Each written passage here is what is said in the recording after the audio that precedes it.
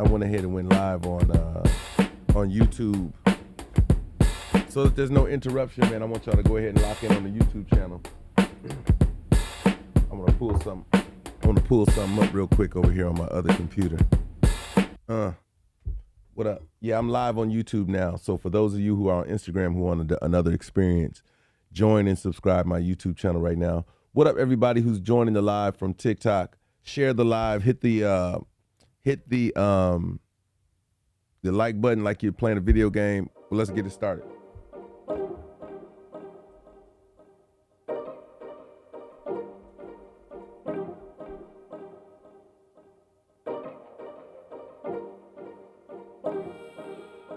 I want y'all to hear something, but I gotta pull it up first.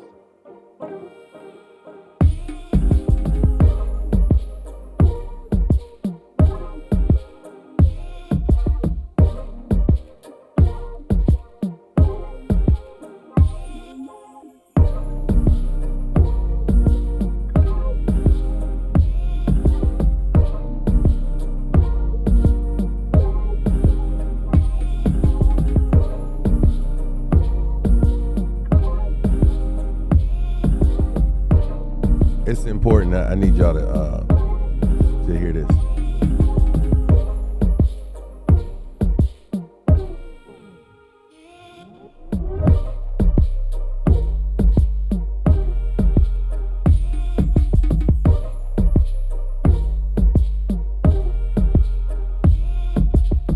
All right, so I got it pulled up, right? A lot of people don't. Most people don't know why and how they get shadow banned on these sites, and it's bigger than you think. It's not just a simple hold on, stream here, continue. Yeah, let's do that. Most people don't know why and how they get shadow banned. What up, Sassy? And it's important to talk about because it's happening more and more often on different platforms. Like more people are getting shadow banned on a regular basis, and not only just shadow banned, some people are getting banned. You know what I mean? Like, are getting taken off the platform. On TikTok, it happens all the time. What up, Isis? Yeah.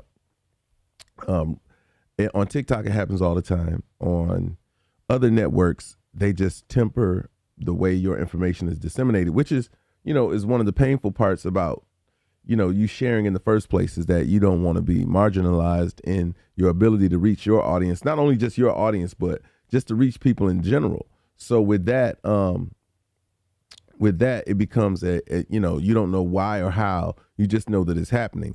I was experiencing that for a moment on my Instagram page. Even right now, I can feel the effects of it on my TikTok page, because normally right now it would have already shot up to 300-400 people or whatnot. Even if they didn't stay, it would at least produce those numbers and then effectively make an adjustment. So shadow banning is everywhere. Now, I'll tell you why. And it's bigger than you think. There's a whole situation going on when it comes to the dissemination of information. There's a fashion of people who believe that information should only be disseminated by a certain group of people. And it's bigger than what you and I have interpreted, because they don't want to lose control. Control is in the information. The control is in who has the information and then who's able to get, to talk about it. If we talk about, we could talk about Kyrie Irving was getting shadow banned for content that he released on his Twitter page. So shadow banning, Sonny, is when your information or your presence is being tempered. It's almost like bottlenecked. You know what I mean? If I had to call it something else, but it's like being bottlenecked. For instance, when you post a piece of content that is, I don't know, if I post a piece of content of a girl shaking her booty, that's okay on every platform that I post it on, and it will get a lot of views. I was running this experiment called The Look, and The Look was basically just that. There were different instances where I would post a video of a young lady sometimes dancing or whatever, but I would post an interesting video and I wouldn't say a word about it. I just look at it and I look back at you, and I look at the video and I look back at you. All of those videos have 4,000 or 5,000, if not more, some have 13, 20,000 views. Then there are other ones that are funny and hilarious, and those get a lot of views. But the moment I post something that is conscious in thought, I can see my views in the hundreds. And if I don't use the leverage that they give you on the rest of the platform, it will remain that way. Meaning, if I don't go, for instance, I use Instagram, because Instagram is heavy on shadow banning you, and it has a lot to do with its relationship with the mother site, which is Facebook. So Facebook has a crazy algorithm that they use when it comes to flagging content. And flagging your content is what gets it shadow banned. So I know if I use certain words in any of my posts, it's going to get red flagged, and it's going to get, you don't see the red flag. You can only tell the reflection in your content release. You know what I mean? So if you say certain words talking about, the pandemic, if you say, you can't use the word natural immunity. You can't even type it in on Instagram. At one point, they wouldn't even let you hashtag it. And you say, why is that? That's a real thing. People are now they're coming out about it, but because the controlling faction doesn't want information disseminated that way, that's what you get. You know what I'm saying? You get low to no engagement. Now, if y'all understand anything about me, y'all know I've studied engagement. You know what I mean? I wrote a book on social digital currency, how to use it and how to gain engagement. So when I saw this happening to me, the first thought I had was, okay, well, Reels are probably one of the best ways to be discovered on TikTok. And when you're not being discovered, when you're not being seen and your content is being heard, my advice to you is to go and use the other parts of what they give you. So go to the stories. And that's what I did. So for instance, I posted a piece of content that we're going to discuss today. I posted some content that was powerful. 2 pieces of it to be exact, but this last piece is ginormous in terms of like wow factor, and it should change people's perspective moving forward regarding Kanye, regarding Kyrie, and regarding the agenda at hand. Like, people want the information, but they don't want you to get the information, because what happens if you get information ahead of time? And this is what I thought was dope about President. That's what's up, Sassy. Sassy just became a member on YouTube. That's awesome. But one of the things that we dealt with Trump was he was transparent. I love that about him. Our country isn't big on being transparent. Our country is big on, you let us lead and you just roll with it. And that's not really how you want to live. You actually want to be in a position where you can, put some preventative measures out there, or, you know what I'm saying? It shouldn't be all the time after the fact. So the thing that you guys, what I want to impart on y'all today, there's a document that is incredible. When I say incredible, I mean there's a document that is ridiculously incredible, and the author of this conversation, it's an interview. It's an interview, and the interviewee is no longer with us. He was actually assassinated. He was assassinated by his own people for disseminating this information. What up, Miss New Jersey? He was assassinated for entering, for this information in itself. Now, let me just get y'all ready. It is 9/11 on Wednesday, December 14th. In Atlanta, Georgia, it's 44 degrees with a high of 45. I mean, the temperature ain't even going to change much. But I'd like to welcome y'all right now to Have a bite to eat with me, Dwight Scrap Reynolds. Let's go. So today's conversation is based around being shadow banned, but it's more about information. It's more about why your information gets bottlenecked. It's more about some things that you should really be concerned about on a global scale. So let's talk about it. There's a document out there. If you've been on my Instagram page, which you should have been on, if you're following me, you should have my Instagram locked in as well as my YouTube. If you do not, let's do that right now. If you're on my live right now, go to my Instagram and like and follow, but go to my YouTube channel, which is ICGREEN1, IC Green. Type that in, and subscribe right now, or become a member like Sassy did as well. As the membership grows, we'll be doing membership only content as well. And you know what, Sassy? I think you joining as a member today, you may have made this help me out, because I was trying to think of, I'll announce Friday the contest rules to win one of these 3 pair of glasses that are in here. Let me see. So I remember I told you guys Nectar Sunglasses is gonna co-sponsor the giveaway.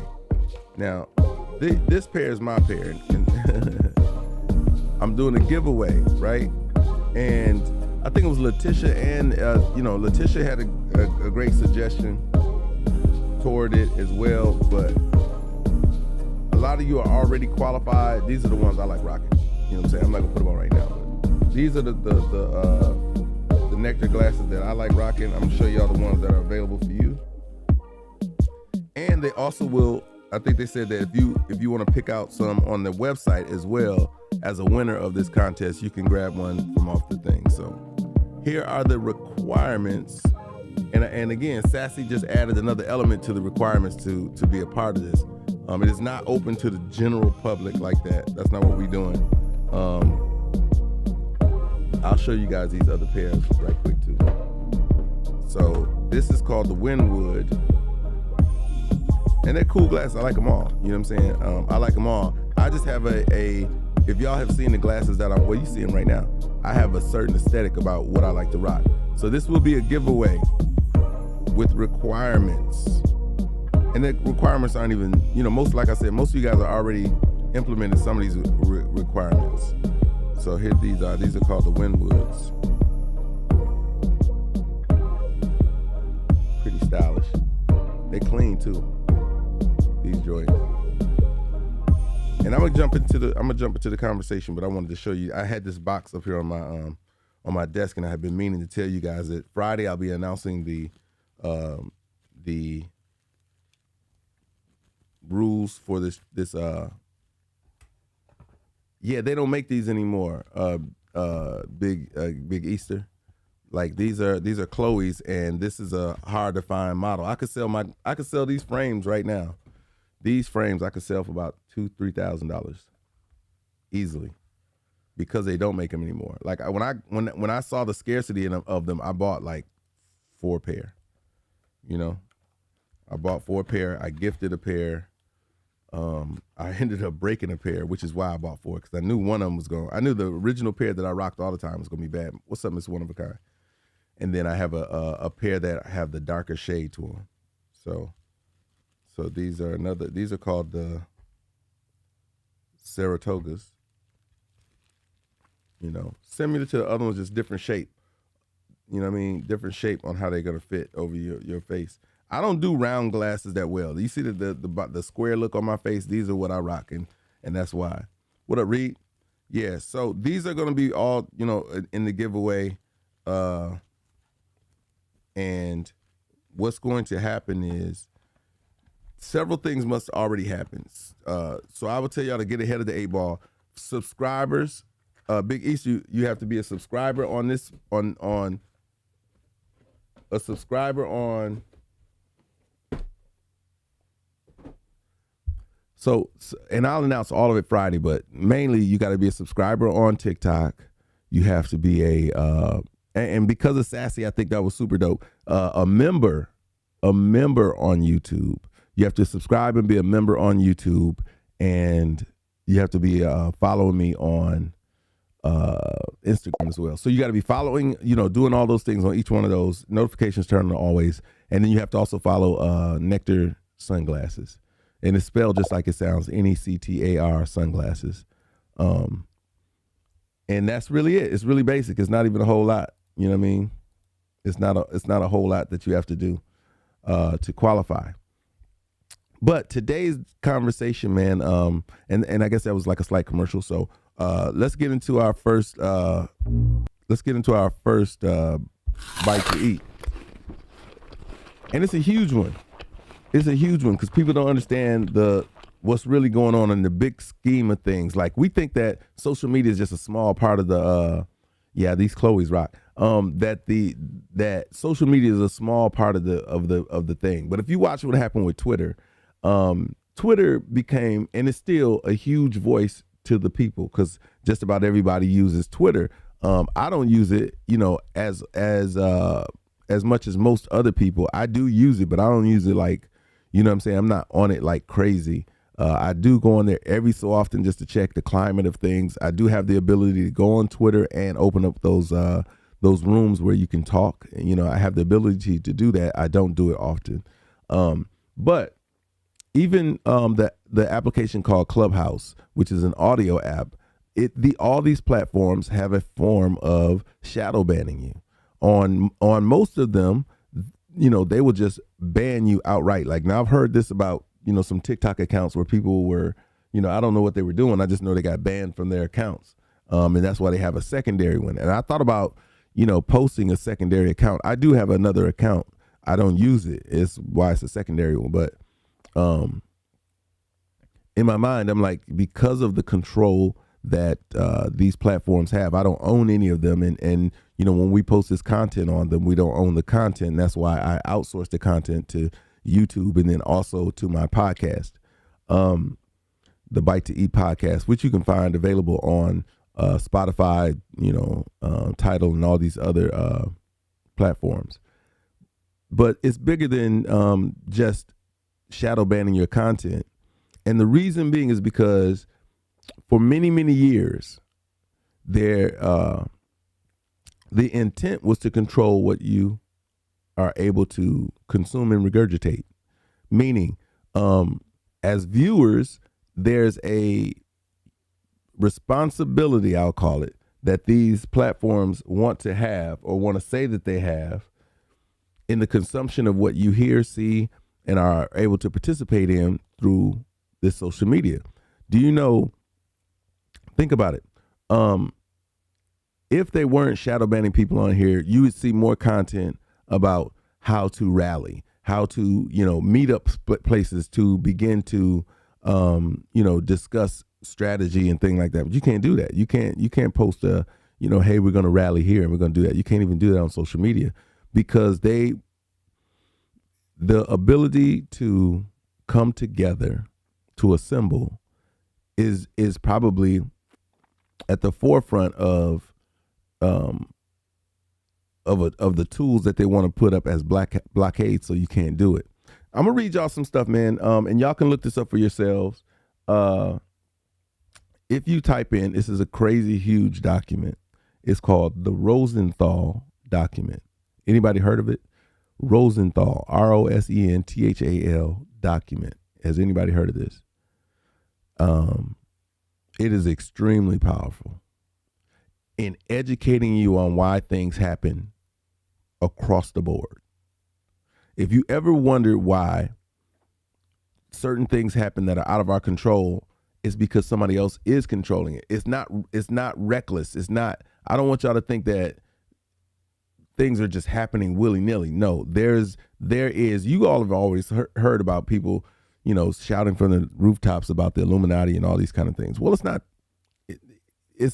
that, but it is that, if that makes sense. It's not that, but it is that. Make sure y'all write that down. It's called the Rosenthal documents. It's an interview that was held by a journalist and a Jewish administrative assistant to one of the nation's ranking senators. So how about that? This interview happened in 1983, but it's so present and pronounced today that you can see it. You know how they do, what used to happen was things would happen in the past that would be incredibly egregious, and you wouldn't be able to know about it or do anything about it until 20, 30, 50, some say 50 years later. Like there's a clause that they have for presidents that you can't look up some of the stuff that they file away. You can't look it up until about 75 years after their death. Now, how crazy is that as a safeguard? What up, Brand Dove? How crazy is that as a safeguard against people coming after you? Yep. my brother said he read an interesting document about the views of a Jewish person on them working for world dominance. So I'm going to get into it a little bit because the crazy thing about this is Kanye West was speaking about this. This is what he was admonished for, is the same thing that they killed one of their fellow Jewish members over.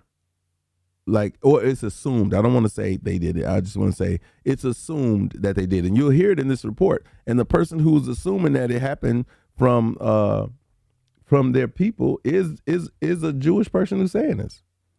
Like, this ain't something I didn't come up with this. You know what I'm saying? This is a Jewish person saying that other Jewish people killed this guy. So let's get into it. It's a 45-page document. And it is truly interesting. I'm going to just read it verbatim, and we'll stop. And if you guys got questions, we'll stop and we'll talk about that. But it says, starting out, it says, in a highly confidential interview, it's called The Hidden. By the way, the name of it is called The Hidden Tyranny. All right, part 1. In a highly confidential interview with a Jewish administrative assistant to one of the nation's ranking senators, he said, "It is a marvel that the American people do not rise up and drive every Jew out of this country." Rader says, "Remember, there's more of us than there is of them." True story. But we got to be together, and this is going to help you outline. If you listen to this, there's a reason for this. Sassy, you got to read it. It's ridiculous. The Jew, Mr. Harold Wallace Rosenthal, made this statement after admitting Jewish dominance in all significant national programs. Mind you, he was sitting next to a senator, almost like a watchguard or safeguard to what was happening, so he could report back, or he could learn what was happening and make sure things were getting done politically. He says, "We Jews continue to be amazed with the ease by which Christian Americans have fallen into our hands. While the naive Americans wait for Khrushchev," at the time we was talking about, I'm sure they were dealing with Russia and all that kind of stuff, "to bury them, we have taught them to submit to our every command." When asked how a nation could be captured without their knowing it, Mr. Rosenthal attributed this victory to absolute control of the media. He boasted of Jewish control of all news. Listen to this now. Y'all got to remember, these are social media platforms, are news outlets. Y'all, if y'all don't understand that being on any of these social media platforms and disseminating information, you are a news reporter to some degree. Check this out.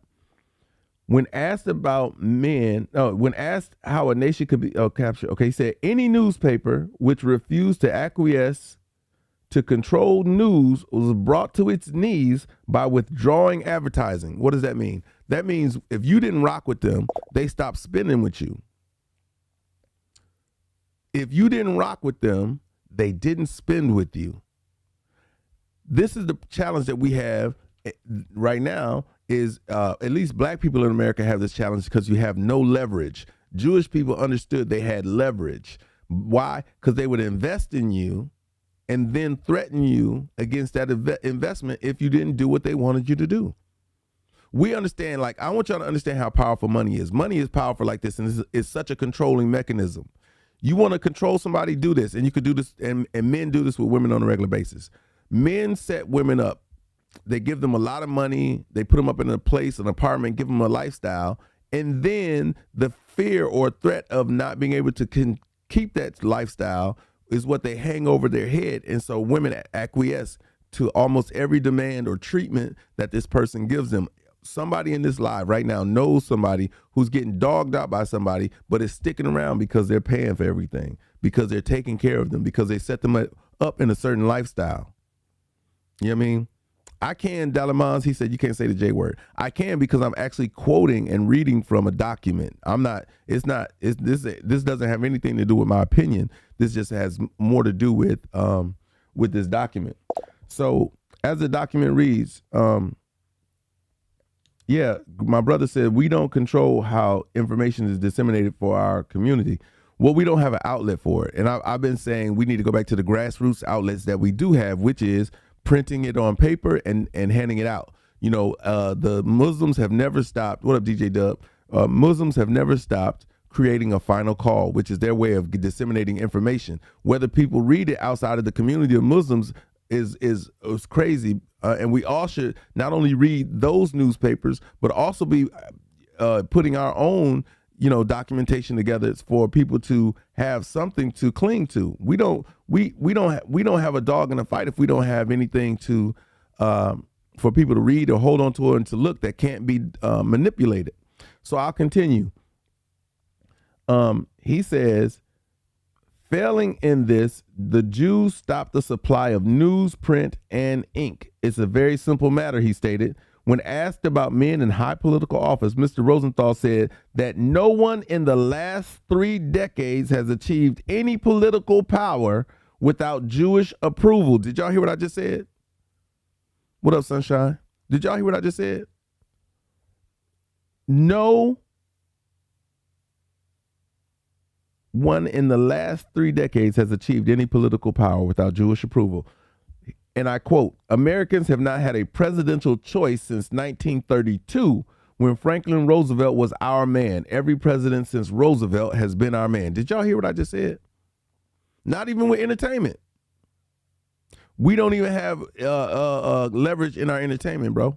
Keep listening. You finna hear why. And this is why Kanye West is losing his stuff.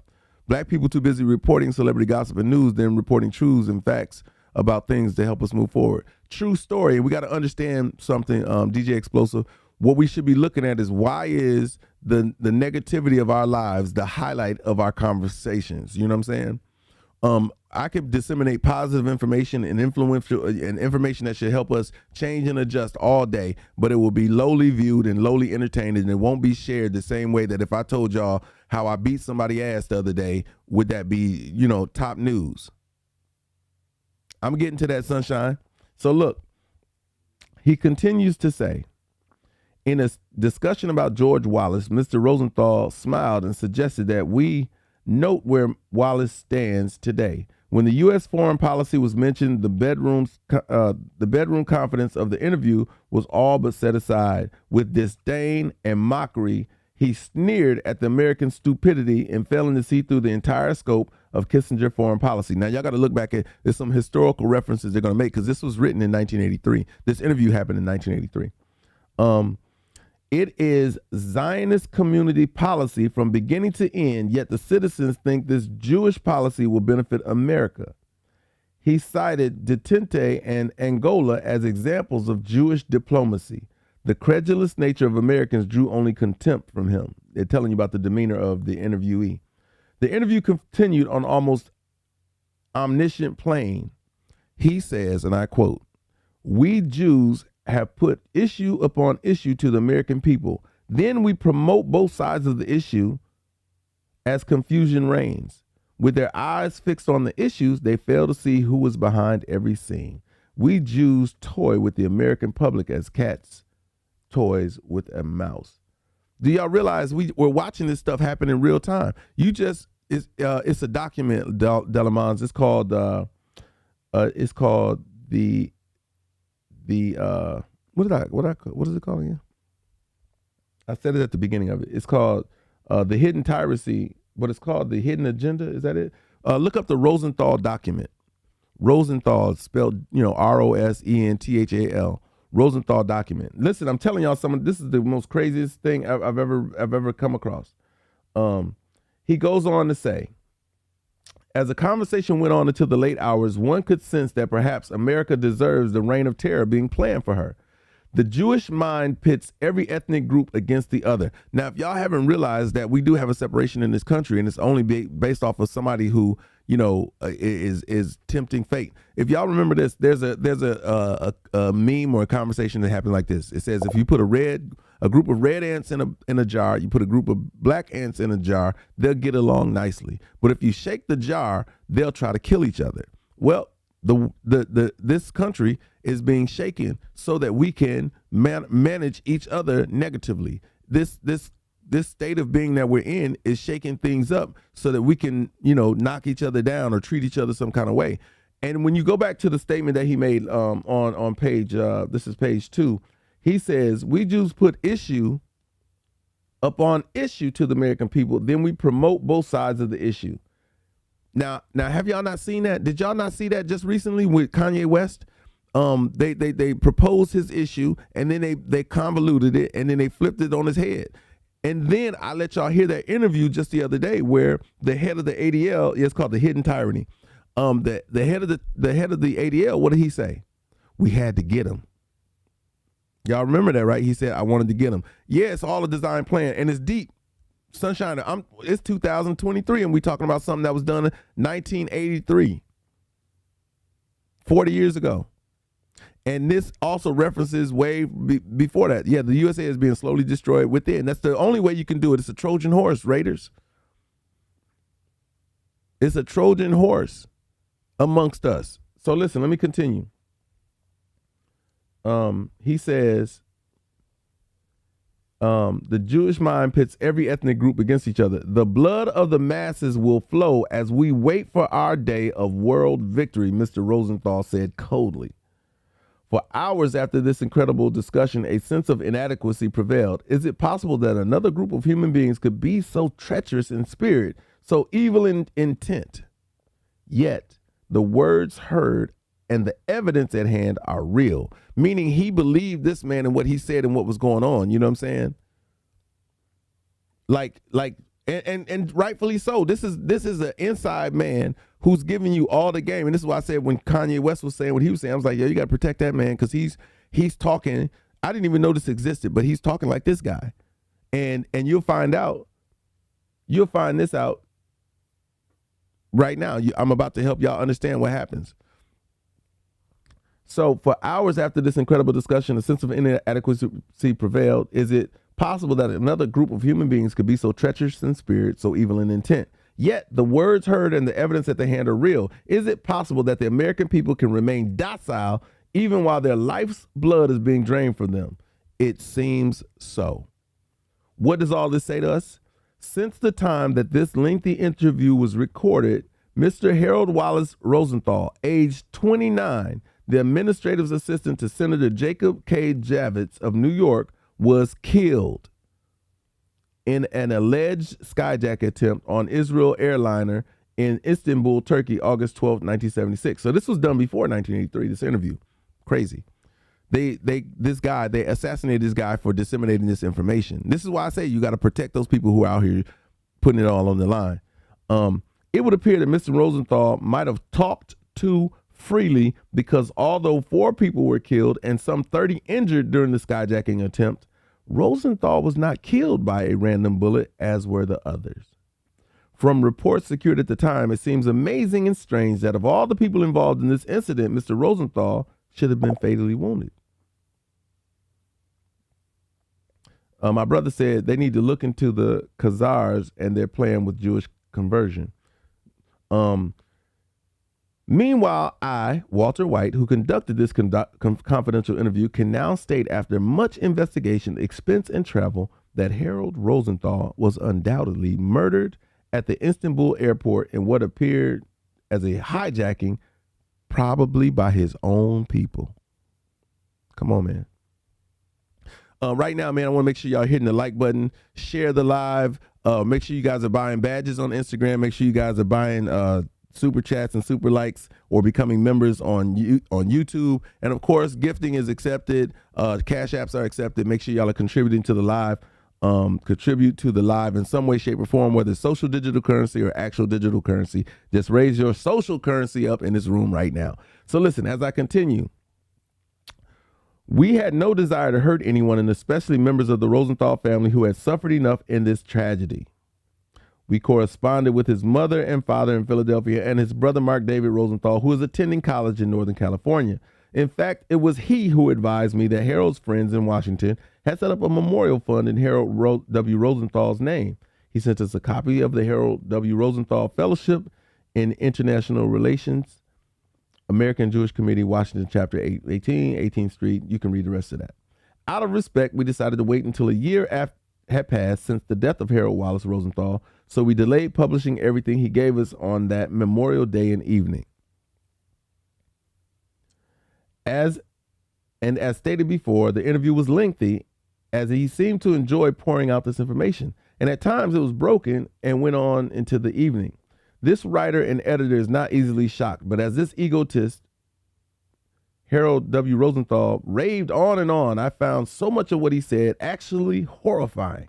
The actual betrayal of which he admittedly was a part, and he appeared to gloat over the apparent success of Jewish world conspiracy. Y'all know how y'all be talking about New World Order and all that kind of stuff. Well, how about it's different? This, mind you, comes from an administrative assistant to one of our ranking senators, Jacob K. Javits of New York.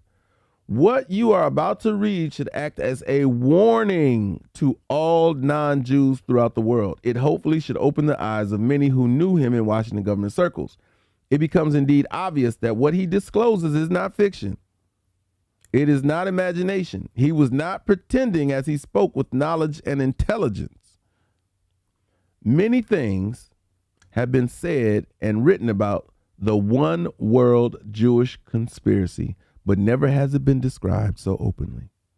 It staggers the imagination. Their plans are shocking, and many will be astonished as the contents of this document, nothing like it has ever been told before. What up, Danielle? We prefer not to elaborate. You be the judge.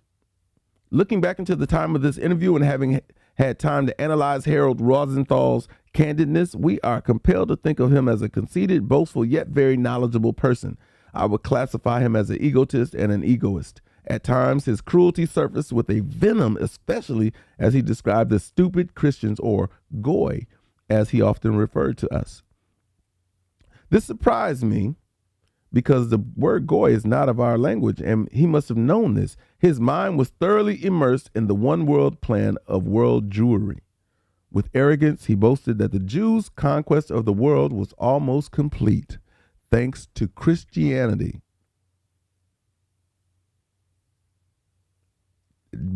Thanks to Christianity's stupidity. Yeah, man, this is real. This is real. Jewish Zionism and anti-Semitism. When asked if he was a Zionist, Mr. R replied, "That's a hell of a question. At the foundation of the issue is the traditional Zionist concept of Aliyah, a Hebrew term meaning the ingathering or return of diaspora, dispersed Jews to the Palestine homeland. Ever since 1948 and the creation of the state of Israel, Aliyah has become a basic imperative of Israeli government policy." What is Aliyah? Will you please spell it for me? Wherein he did, and we inquired as to the realistic meaning of Aliyah. Mr. R said, "It is a permanent physical migration to Palestine, not just a visit." We asked, what is Zionism?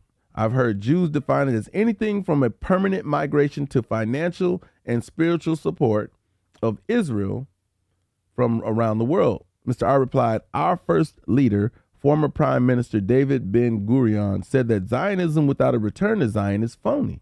Not many American Jews migrate permanently to Israel. Some say that all Jews by definition are Zionists. Others say that a Jew is not a Zionist unless he's a member who pays dues to an actively Zionist organization.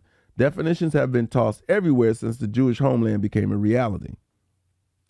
Millions of tax-exempt American dollars are sent to Israel yearly, and we true Americans do not like this, Mr. R.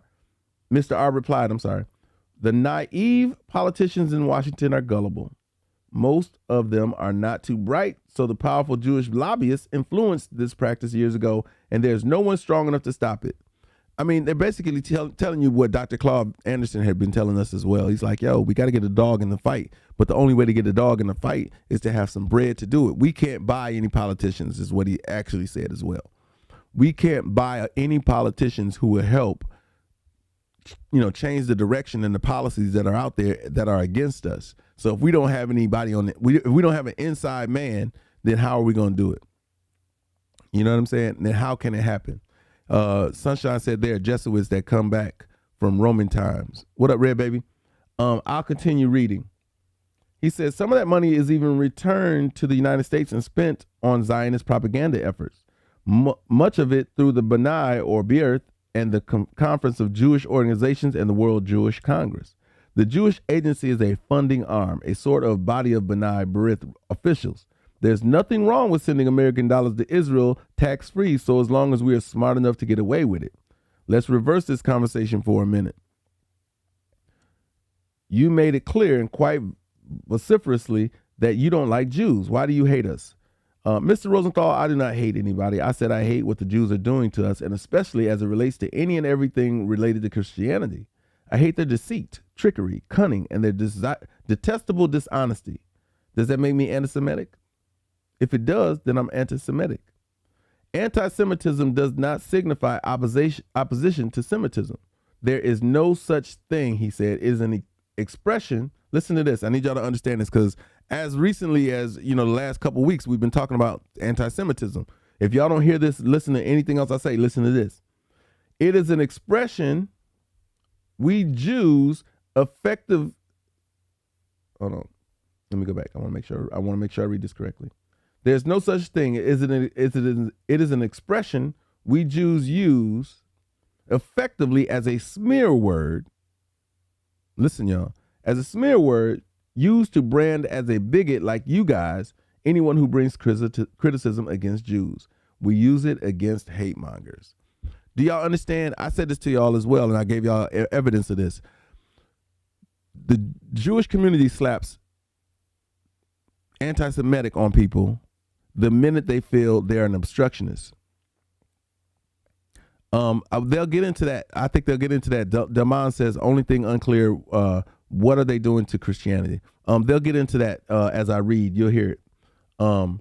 But that is a tool that they use. And it's actually been put in the governmental manual as to how to respond to people. It says if somebody comes or becomes an obstructionist, and at the time they could only call them things like Nazis and fascists because those were like the really big words to use that would affect and galvanize the people into going against somebody. Yep, it's a gaslight to walk on eggshells. You're right, Sunshine. And they used it now. You saw how they did it with Kanye. You saw how they did it with Kyrie, and this is in real time, but they couldn't call them fascists or Nazis because they're black. You can't call a black person a Nazi or all those kind of things because that don't make no doggone sense, right? So what is the only other term they could use against a black person in today's time, day and age, is they have to call you anti-Semitic. They have to say that you're coming after our religion, you're coming after us as a people, and that's not the case. But as I continue to read, you'll understand where Kanye was coming from, and you'll understand that Kanye West was absolutely right in his stance and his conversation and the information.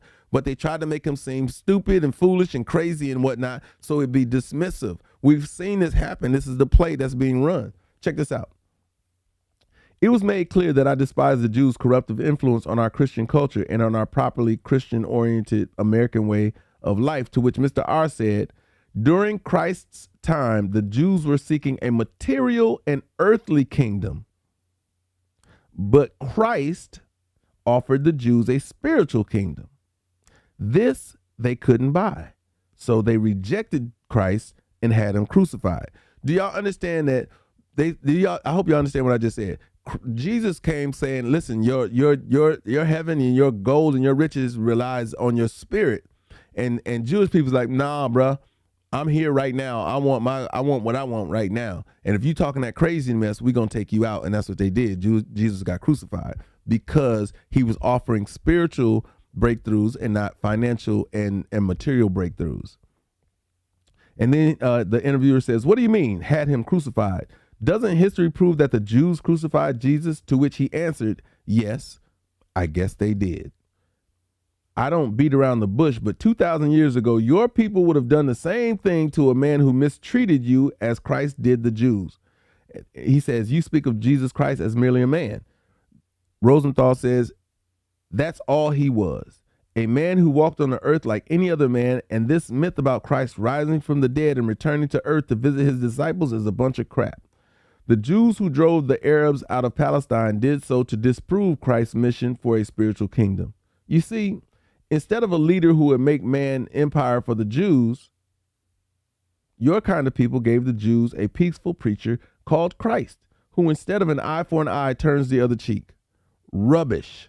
We are building and in fact have built an earthly empire without your kind and your disappointing Messiah." You see what it is? It's about money. We talk so much about the liberation in Christ's death, but never about the other side's plan that was also fulfilled and set after they killed him. True story. People just, you're absolutely right. People just hang on the crucifixion. They don't say what was the point of it. And here you're reading and hearing about the Jewish point of it based off of this Jewish member. He said it's all about the money. Even back then. Come on, man. It's always been about the money. So when y'all start asking yourselves, why is this happening? Why is that happening? If y'all don't keep your eyes on the prize is always going to be the money. The reason why we went through a pandemic is always about the money. Look at all the money, trillions of dollars made by these companies off of something that your body naturally was taking care of. Come on, man. Trillions. It's if there was a conversation about why things happen, it should start with the money trail. Who's benefiting from it? Who benefited from Christ's death? That's all he's saying. We benefited from it. That's what he said. Jewish people benefited from it. The interviewer continues. I can see that it is you and your kind who try to get Christ out of Christmas. I feel sorry for you. To which he quickly replied, Rosenthal said, don't give me that shit. I don't want your pity. I don't need it. Too many Jews do not have the guts to tell you how we live and plan, but I am not intimidated by anyone or anything. I know where I'm going. On governmental and political control, check this out. When asked why do Jews frequently change their names, he said, Jews are the most intelligent people in the world, so if it benefits them to change their names, they do so. That's all there is to it. They mix in your society, which is plenty corrupt. So while the Jews are benefiting themselves, the dumb goy doesn't realize that these Jews with non-Jew names are Jews. I know what you're thinking about Jews in the government who use non-Jew names. Well, don't be concerned, because in the foreseeable future, there will be no presidential power in the United States. The invisible government is taking strength in that direction. The invisible government. The invisible government.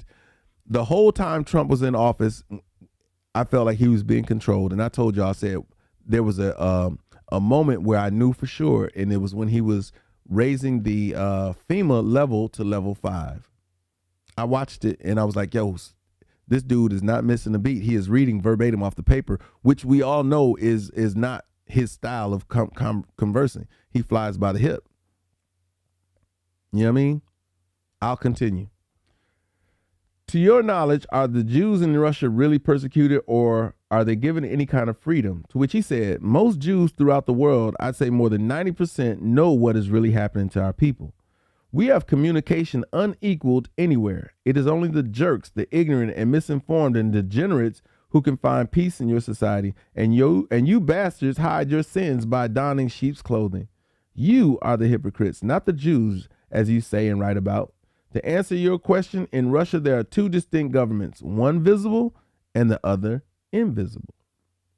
The visible is made up of different nationalities, whereas the invisible is composed of all Jews. The powerful Soviet secret police takes its orders from the invisible government. There are about 6 to 7 million communists in Soviet Russia. 50% are Jews and about 50% Gentile, but the Gentiles are not trusted. The communist Jews are united and trust each other, while the others spy on one another. About every 5 or 6 years, the secret Jewish board calls for the purge of the party, and many are liquidated. Yep. Reed said Trump did his part for Israel. Yep, that's happening now, Raiders. That's why I said that. When asked why, he said because they begin to understand too much the Jewish secret of government.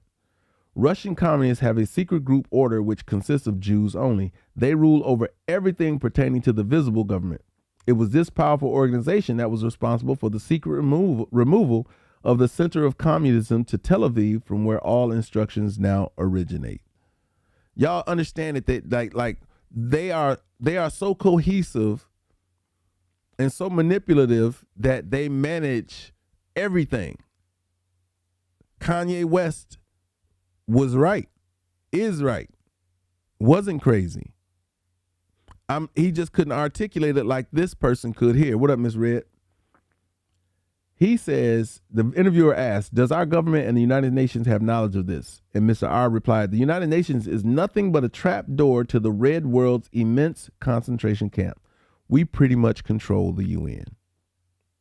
Come on, man. Y'all can see where the control is as well with the Homeland Security.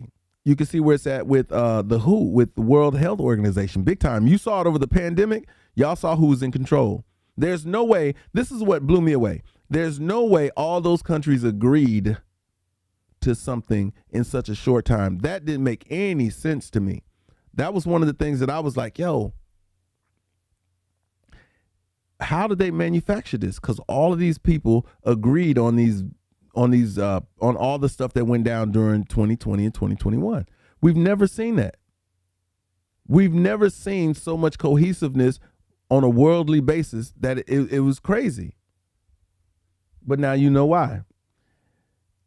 Mr. Arrit says, when asked why the communists destroyed the middle class or educated and their entire families when they invaded a country, check this out. It is an established rule to destroy all members of pre-existing government, their families and relatives, but never Jews. They destroy all members of the police, state police, armed officers and their families, but never Jews. You see, we know when a government begins to search for the communists within its borders, they are really attempting to uncover Jews in their area. We're not fooled. The invisible rulers in the communist countries have a world country control over the propaganda and the governments in free countries. We control every media of expression, including newspapers, magazines, radio, and television. The few control the many. You're absolutely right. Yep, look at what happened to the prime minister in Japan. They took him out. You're right, Raiders. But listen to that. I'm going to say this last line again because I don't want y'all to miss this. This is not the last line, but I need y'all to hear this. We control every media of expression, including newspapers, magazines, radios, and television. Come on, man.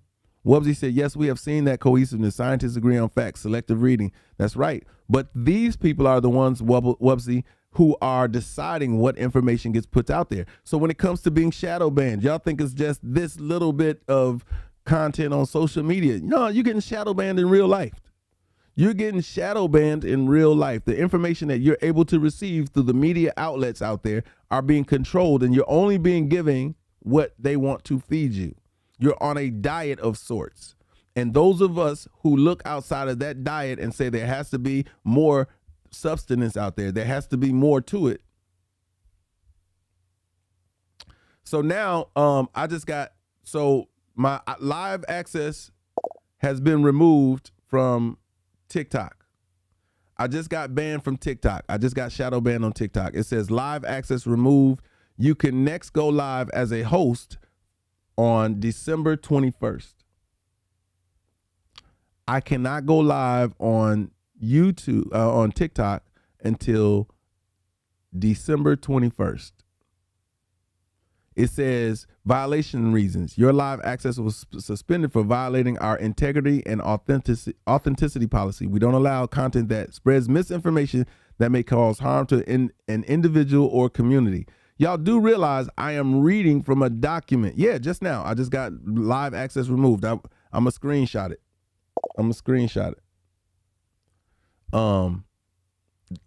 The exact thing the exact thing that we're talking about just happened. I do not agree with it. It asked me, do I agree with the decision? I'm going to say no. TikTok misunderstood my live. I've live streamed similar content on other platforms without getting spent. I should have got a warning first. The restriction time too long. Something else. Yeah, it switched right off. Yeah. I want to respond to them some kind of way so they can understand that. How can it be misinformation when I'm reading from a document that is written by the very people? You know what I'm saying? But there you go. So it wasn't my point to get shadow banned. It wasn't my, they banned me for a week. They banned me for a whole week of hosting. So I can be a guest on somebody's live, I believe. But as a host, I cannot. You know what I mean? I'm gonna put that right there. TikTok misunderstood my live videos. Done. But it said, yeah, it says, that's what that was, Delamonze. So they got me on their radar. You know what I'm saying? Let me see. I'm gonna appeal it too. Strictly by mistake. Yep, let's submit that. I want to make sure I appeal it so they understand that I'm reading. You got to come to IG. So these are the reasons why I ask y'all to follow on all networks. You know what I'm saying? Now y'all see it. Like if I'm gonna dive in, if I'm gonna have this conversation and dive in, you know, I am putting the livelihood of these conversations, you know what I'm saying, in it. And I think the flexibility. I see you. Reed. Reed said YouTube will be next. Change the words around. I think that they will. I think they'll have to justify the fact that I'm reading it from. These aren't my words. You know what I'm saying? That I'm reading from a document that is published and is, you know what I'm saying, is a real document. It's almost like saying and it's crazy because then you say to yourself, will they ban you for, reciting the Martin Luther King speech? You know what I'm saying? Will they shadow ban you for doing those different things? But I'm not saving this content on Instagram. I will be saving it on YouTube. But this is a clear example how TikTok, in fact, is one of the leading culprits in managing content. When I say that, I mean this. They're very, very supportive of mindless content.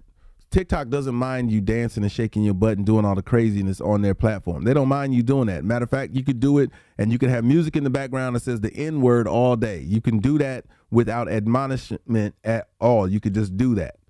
You know what I'm saying? What up, Donald?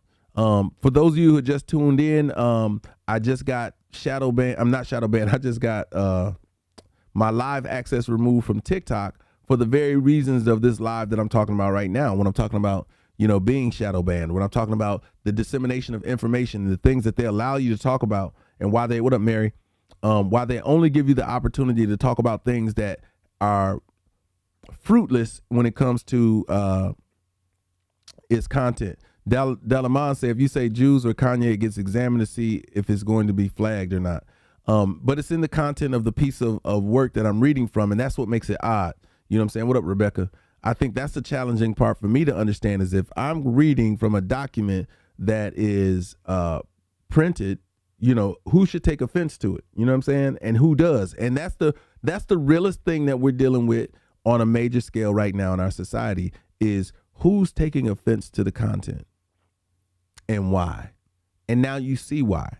This is so powerful, this content, this document, and this is why you guys got to read it for yourselves. This is why I'm telling y'all the name of it so you can go and make sure that you dive in. Yep.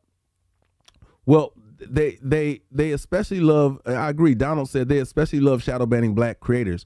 Well, it's that reason alone. The fact that we're creating content that is mind shifting. That's the problem. What up, Cheryl? Yes, invisible governing. You're absolutely right, Cheryl. They don't want a mind shift. Like if y'all, as much as we complain, they don't want to acquiesce to that. They don't want to deal with the fact that, as a people in the United States, black people are the most dissatisfied people in the country. The document name is let me go back to the first. We're on page 9 just so I can remember. It's called the Hidden Tyranny by Harold Rosenthal. But look up the Rosenthal document. Rosenthal document. Yep. But they don't want to. The challenge is this. Even with that public opinion, Delamons, it's uninformed people having these conversations, and so the public is also being infiltrated, and the infiltration, just like the Black Lives Matter thing, right? We know a lot of the people in the Black Lives Matters people are people who are from the opposition as well, who are egging this stuff on. It's not genuine people who are standing in the fold for those who can't. It's not that. It's, in every movement, there has been someone there on the inside who's been a Judas. There's always been somebody who's been undermining it from the inside out. So you have to be mindful of that. You know what I'm saying? Like, even in the public court of opinion, you notice they never interview the smart person when the news comes on. They always want to interview somebody who doesn't have a real articulate way of expressing the situation. It's always something entertaining, something dismissive, something that, is misrepresentative, misrepresenting our community. It's almost to say that when they interview people, it's always people with an ignorant disposition, and way that they communicate is off. They would never interview you or me or somebody else. And that's similar to the approach that I see when it comes to police brutality. Y'all always notice, man, like police brutality, y'all be like, yo, they got the right one today. You know what I'm saying? And the stuff that we see, again, all of that is a part of the narrative that is being exposed. If I just told y'all based off of this document that they run all media, not some media, all media. Come on, man. That says a lot. True story. It gives them more, more things to converse about. But understand that none of this is by happenstance. I think that's what I want. I think if anything, when the world wakes up and understands, yo, this ain't by accident. This isn't just coincidence. No, this is meant to, like, people are actually concentrating on the demise. That's a better way to put it. People are consciously moving for your demise. When you think about the fact that they had a whole meeting and a whole day, they had so prior to the pandemic, they had a meeting that discussed the rollout of a pandemic. Basically, they was just sitting amongst the people who were going to be affected, and they were giving the information up so that people could protect themselves of their inner circle, and basically said this: hey, we're going to have a whole discussion on the last day because there's a group of people, a sector of society, who are obstructionists by nature because we've instilled in them generational distrust. How are we going to get these people to buy into this foolishness when we know that they're brighter than we give them credit for nationally? When we know that collectively they'll stand together and against us than they will separately to support us. If you're on my YouTube, make sure you go ahead and hit the like button. If you guys have just joined, hit the thumbs up over there, please. If you're on Instagram, you guys can share the live, and you can hit the likes like crazy and whatnot. I think that generates an opportunity for other people to come in as well. And if I was live on TikTok, I do have a backup account. I don't use it, but I guess I'll either take some time off from TikTok this week and just we'll be all on YouTube, and I'll build some content that way. I'm definitely looking at adjusting how I offer myself up to this platform, especially after the debacle with the Tiffany Haddish conversation, and now this. It makes me out of all the platforms, TikTok is the most volatile. Out of all the platforms, TikTok is by far the most volatile. Then comes Instagram, then comes YouTube. So with that, I'll temper not my conversation, but my presence to effectively manage that. Because the giveaway, I'm end up having to do the giveaway or the challenge or the contest or whatever.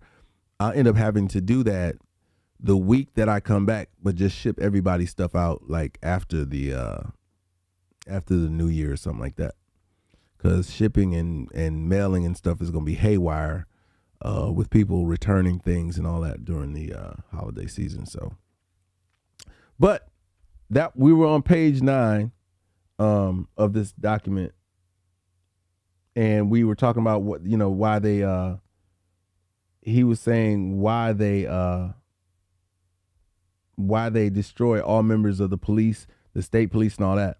But listen to this. It says We're not fooled. The control over the propaganda and the governments in free countries. We control every media expression, including newspapers, magazines, radio, and television. Listen to this. Even your music. We censored the song released for publication long before they reached the publishers.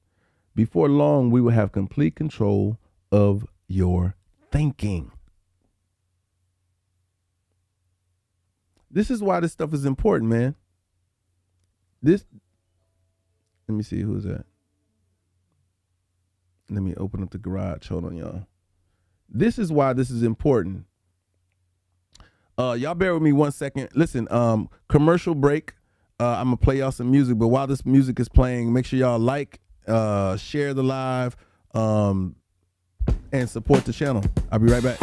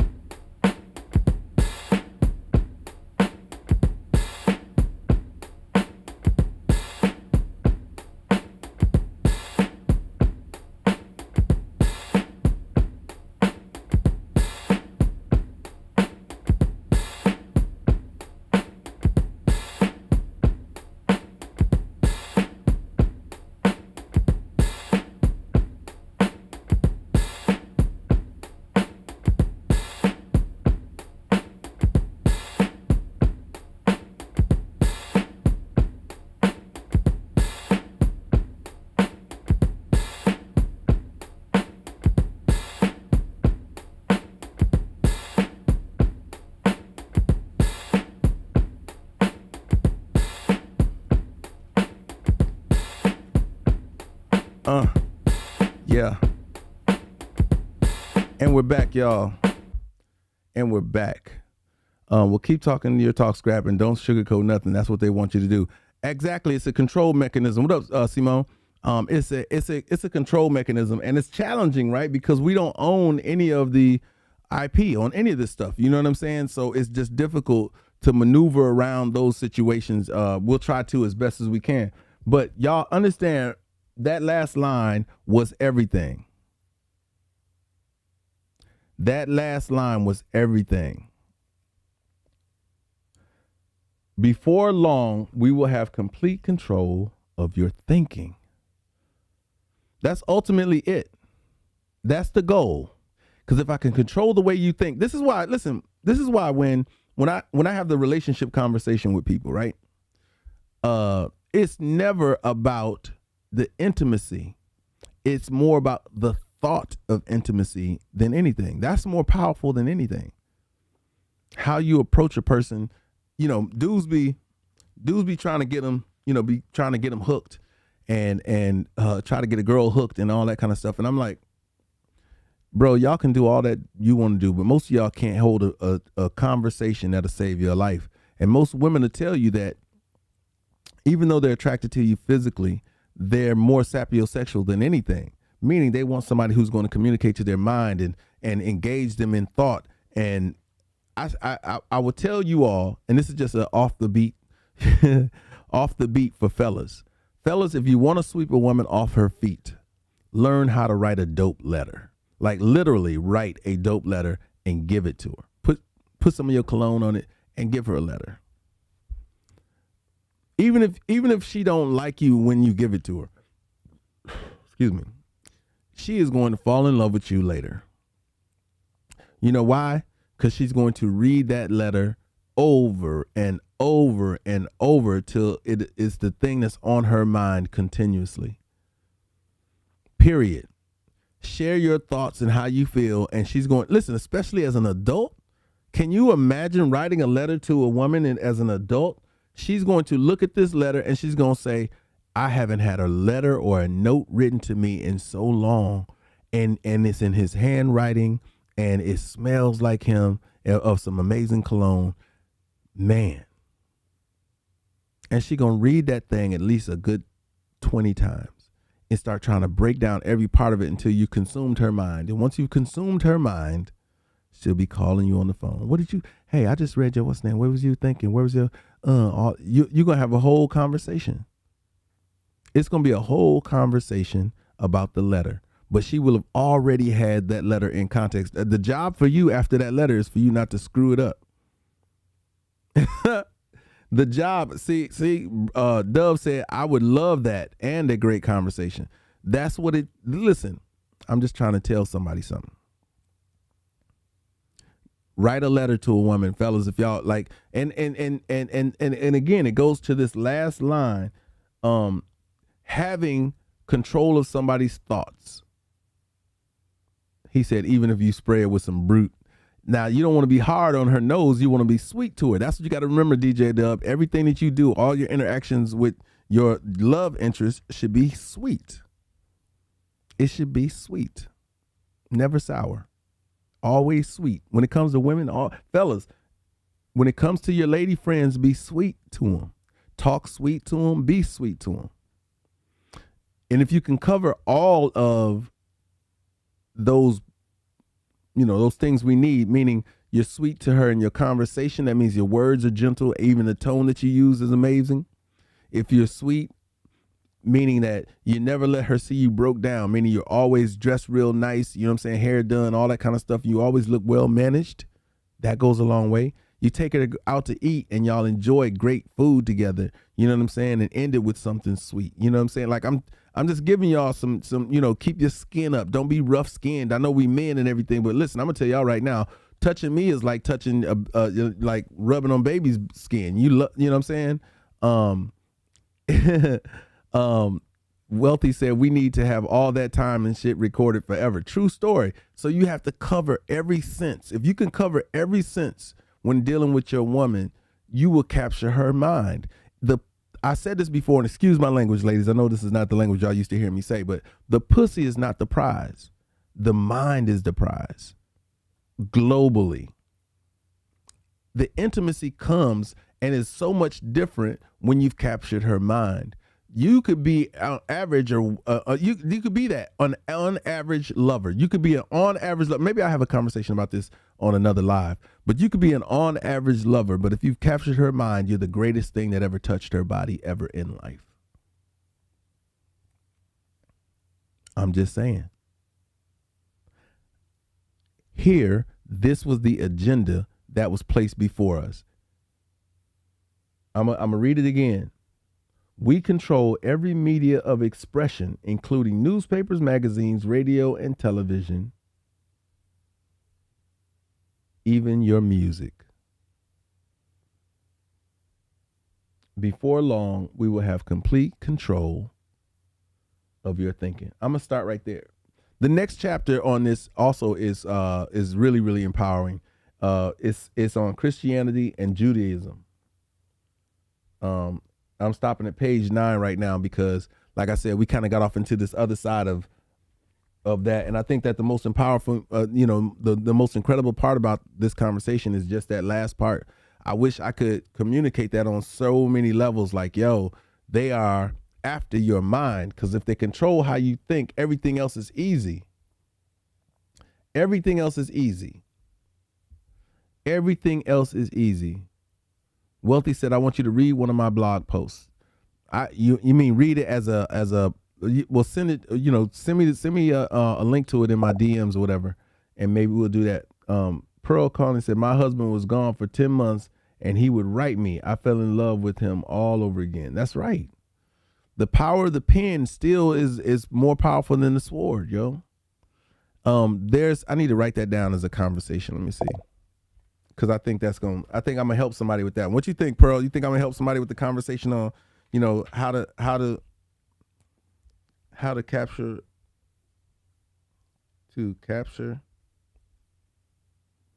a woman? You know what? I think what I'm gonna do is I'm gonna do it as a YouTube post. We'll see how that works out. How metaverse will change the environment and mental state of the world. Yeah, I mean that's a whole other thing right there, Wealthy.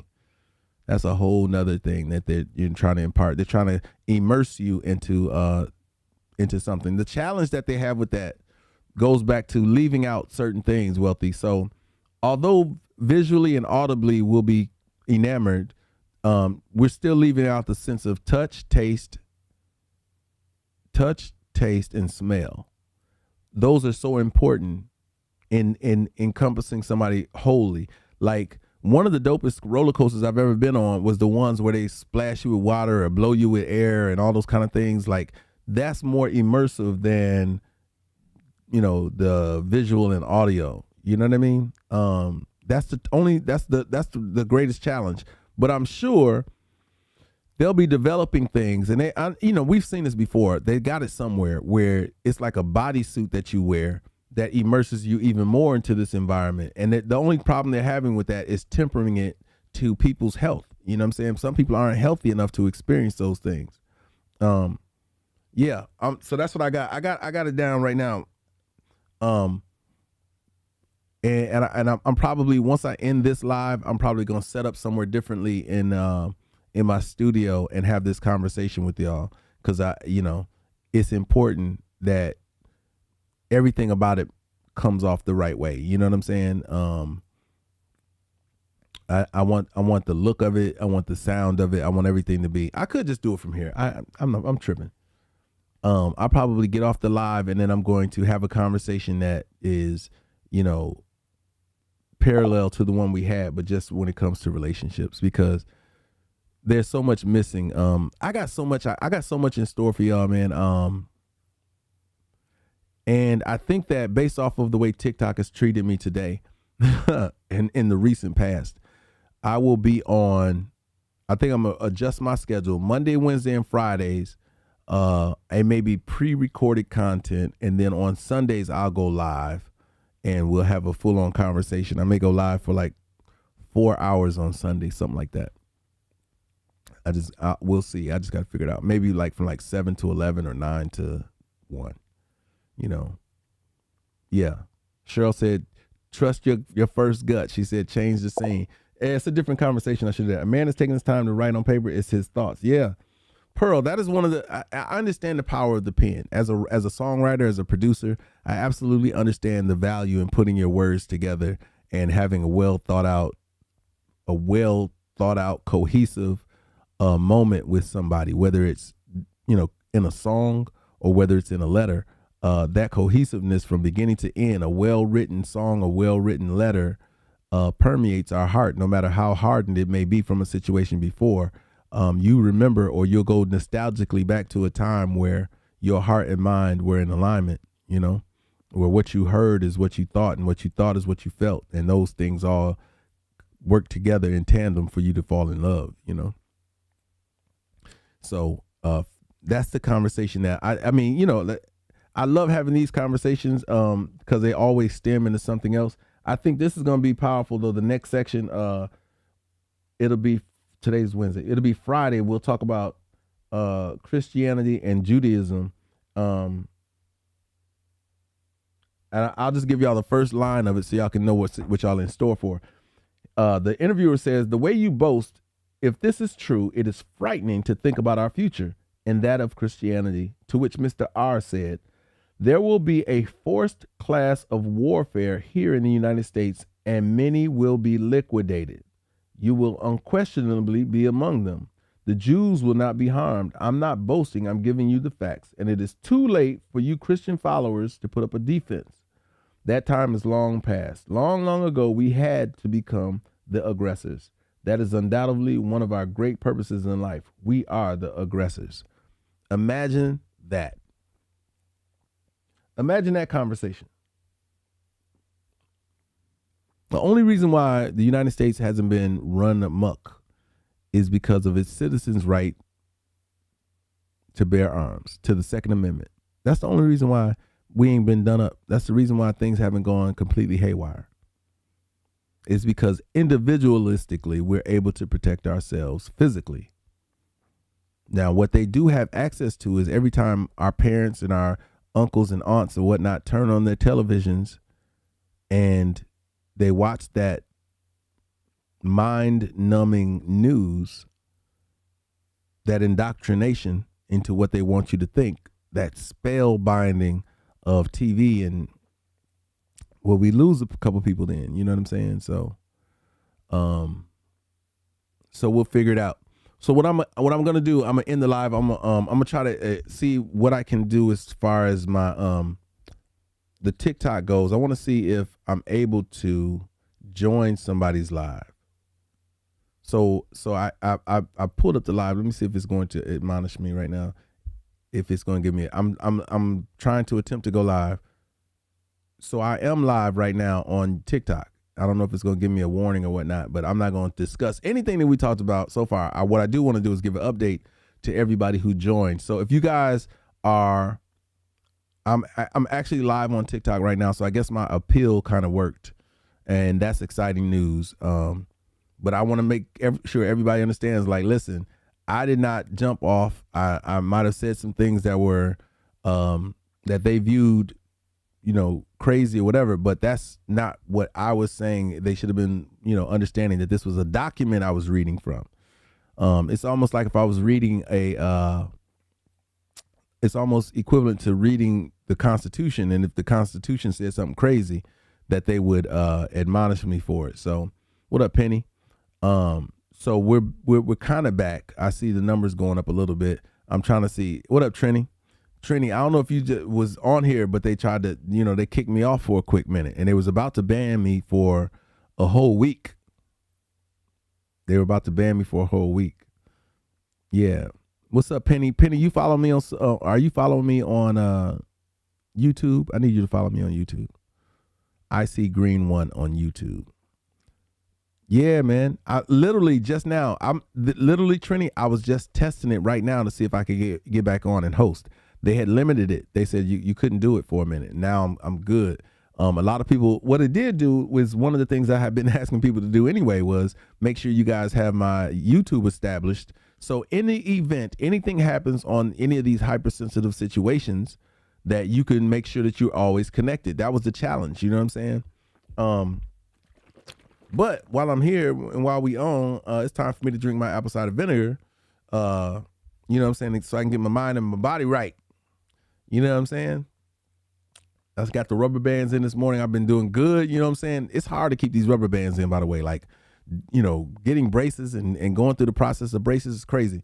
But what happened in this conversation that we just had, man, I'm going to have a super dope. I don't know if I'm just going to post it. Yeah, because of the document. But I think it was the content. They misunderstood the content. Like, I'm reading from a document. So how are you going, how do you, admonish me for that? Penny says she drank hers already. That's what's up, Penny. Gonna be time for you to be knocking on that bathroom door in a little bit. My YouTube channel is ICGREEN1. ICGreen1. ICGREEN1. You have to follow content creators like myself on several platforms, because there will be instances where there'll be misunderstandings. Man, let me tell you, they pulled the rug from underneath my feet so quick. I didn't know what the hell happened. I just got this thing. Y'all went away, and I had this banner in front of me, and it was saying what it was saying. So that's one of the main reasons I say, you're absolutely right. That's how I felt too. I felt like, when they did it, I was Man down. 11:30. Pip in distress. It's ICGREEN1. So ICGreen1. I was like, what's going on? You can't handle the truth. And that's all I was telling you. It is not my words. It's somebody else's words I was reading from, but it's super, super duper powerful. Like, if y'all want to understand why societally things are happening, and publicly, and what we're dealing with, and the strings that are being pulled, man, this document is ridiculously powerful. Ridiculously powerful. If you're new here, make sure you follow me, turn on notifications to always, and participate, man. Participate in these lives. Let me drink this right quick, though.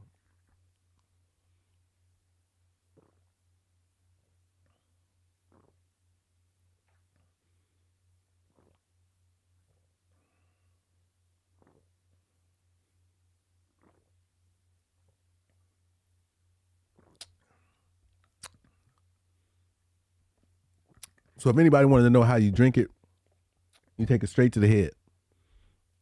Take it straight to the head. It drops down. You can feel it move through your body because it's the first thing that you drank today. And it just moves through your system, man, like a Mack truck. Knocking off everything on the way down. You can feel your stomach, you know what I'm saying? You know, you're going to burp. Excuse me. Or you're going to break wind, which I ain't farting.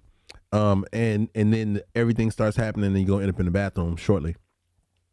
But yeah, so our conversation went somewhere that I think is really cool. Yeah, true story, Trini. But again, the challenge is this. In order for that to happen, Trini, we have to start printing that knowledge and handing it out.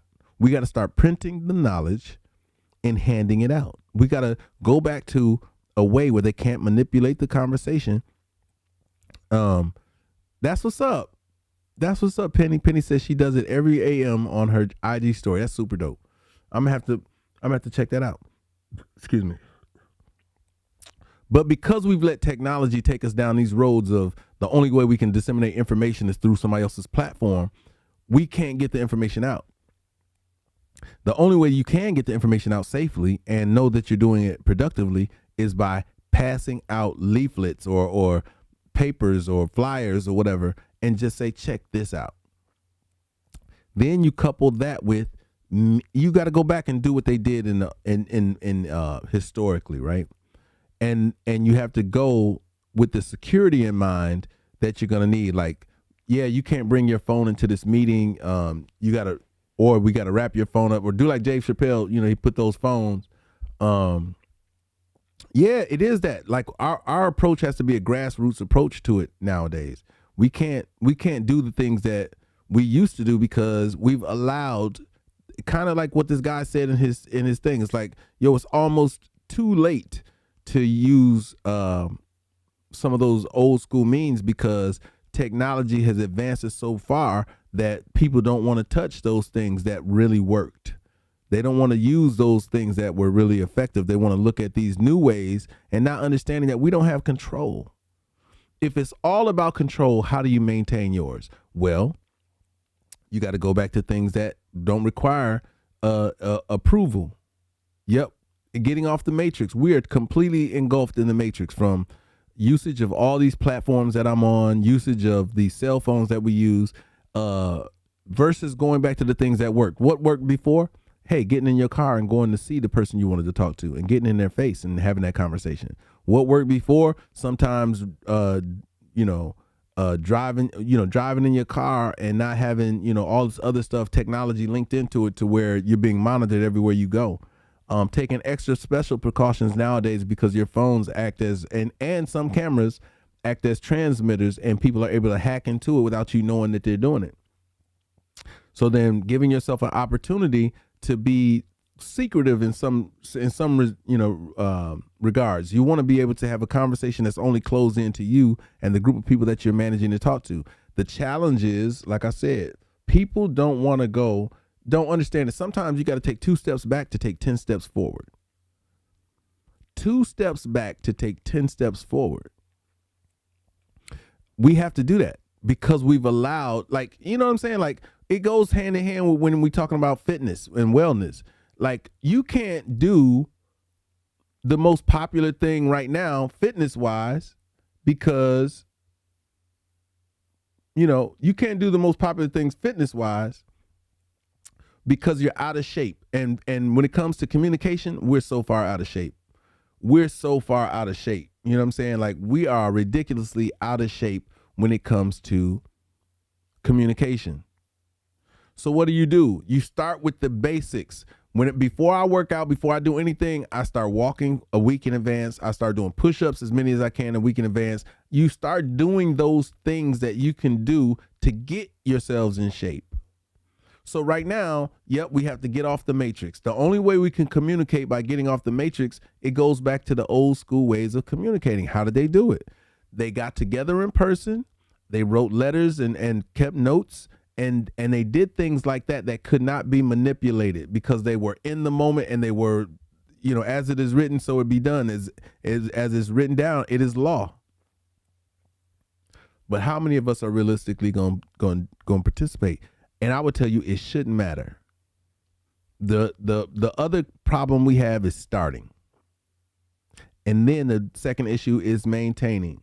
And those are two horrible conditions to have. When I communicate to y'all already, consistency and sacrifice is what it's going to take for the breakthroughs that we want. How many people are willing to do that? I know we have a lot of people that are. Like, I really realize that in being on these lives and opening up these conversations, I realize there are a lot of people who feel the same, and are willing to help and assist. But I also understand that there's so many people also continue to want to be a part of the system so bad that they say stuff like, well, open up a Discord or do a this or do that. And I'm like, yo, you want me to exchange one drug for another. Like, that can't be the plan. Create intention. That's right, Don. We got to get it to where the effectiveness and the determination and the structure of the Muslim groups, the Fruit of Islam and those Islamic groups that Farrakhan is a part of, the discipline that they have and the structure that they have should be the way that we as a people move. That should be how our community moves, without having to be of a different religion should you choose. But even that, you need to examine your religious base differently because of what you've been indoctrinated into. That's a whole nother deeper conversation. Change. You know what I'm saying? I'm gonna write that down too. How to change.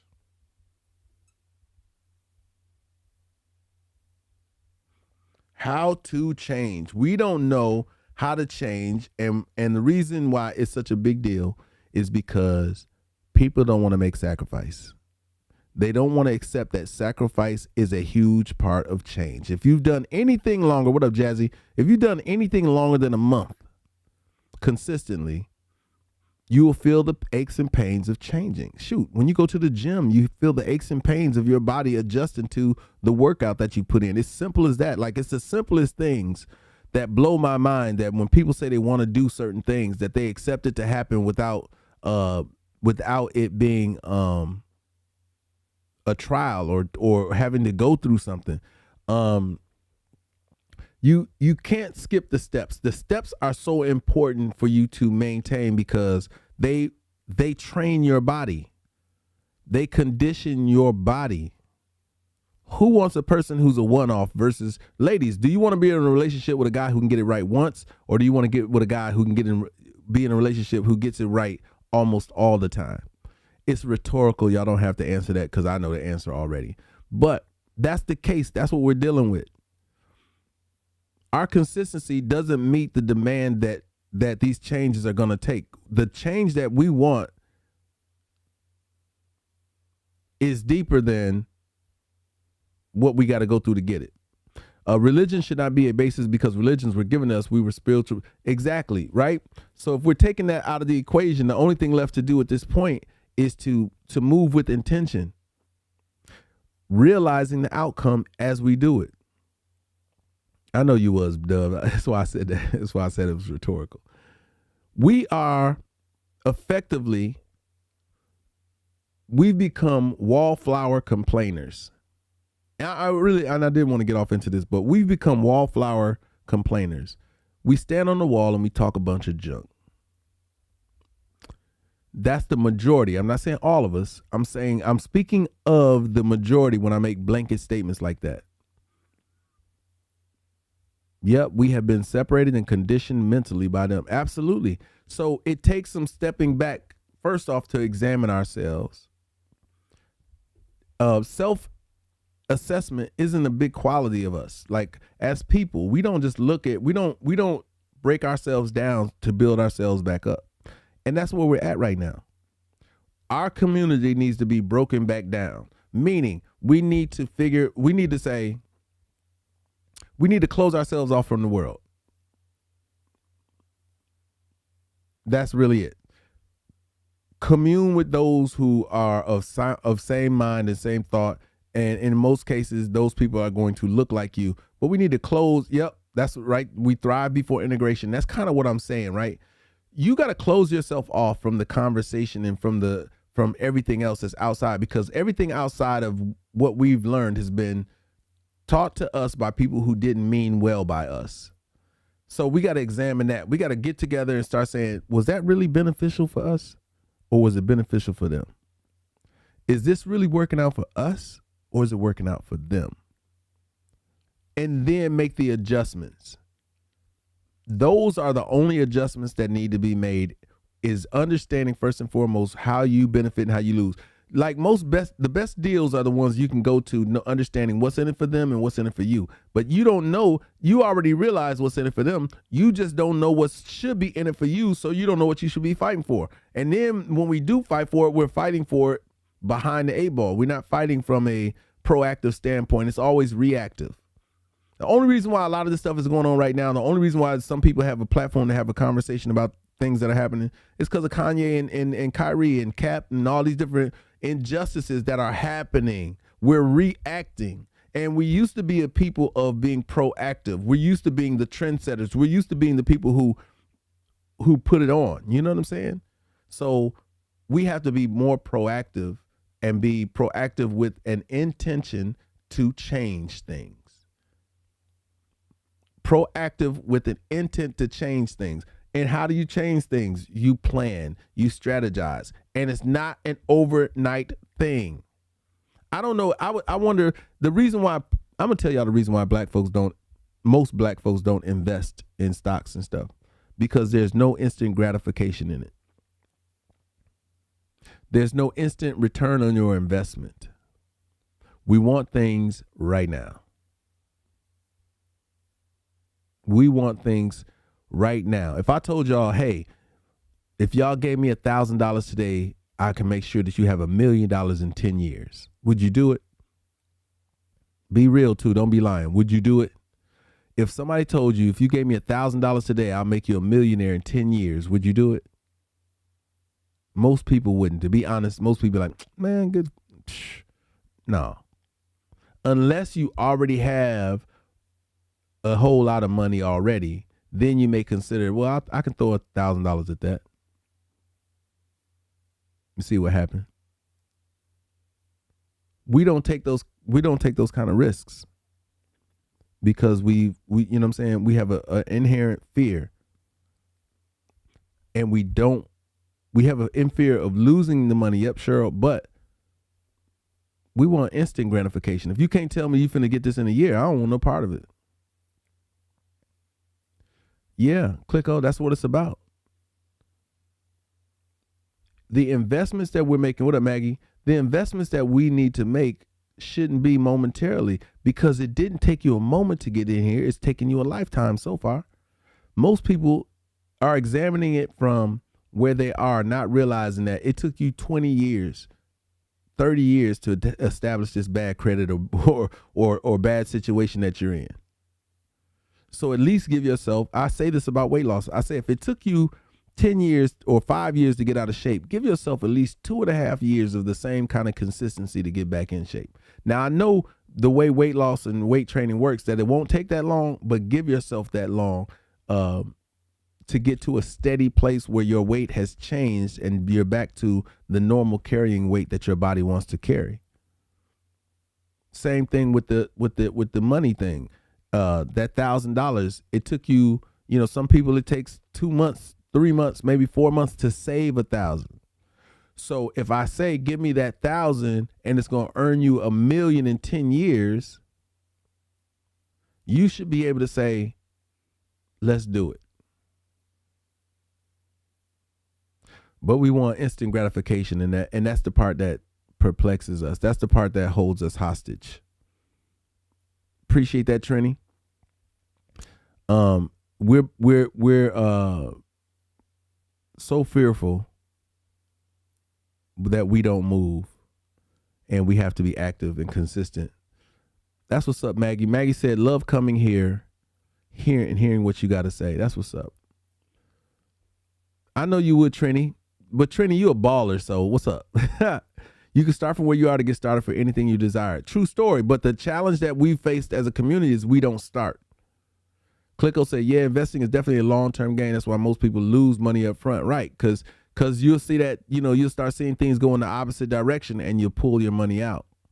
But we just gotta be better. We gotta be more informed. And again, consistency and sacrifice. That's right, Penny. They don't want to do the work. Penny said that's why them ladies get them BBLs just on some like for real. You're absolutely right. Instead of doing the work, that's why people get the BBLs. That's why they get the gastric bypass. That's why they get that's why they get all of these different things.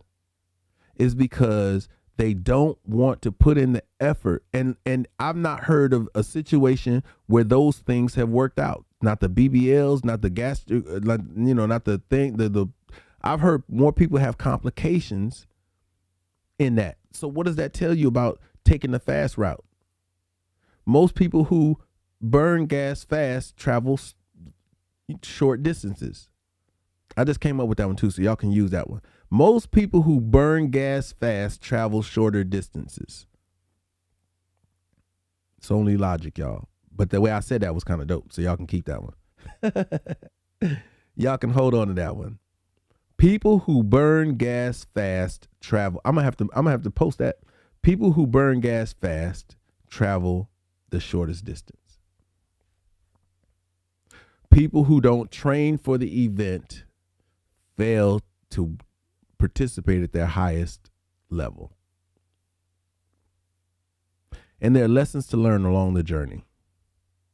Ain't no shortcuts. Because that's what they become. They become shortcuts in the fabric of whatever it is you're building. Ooh, I'm burning right now. I'm cooking with grease.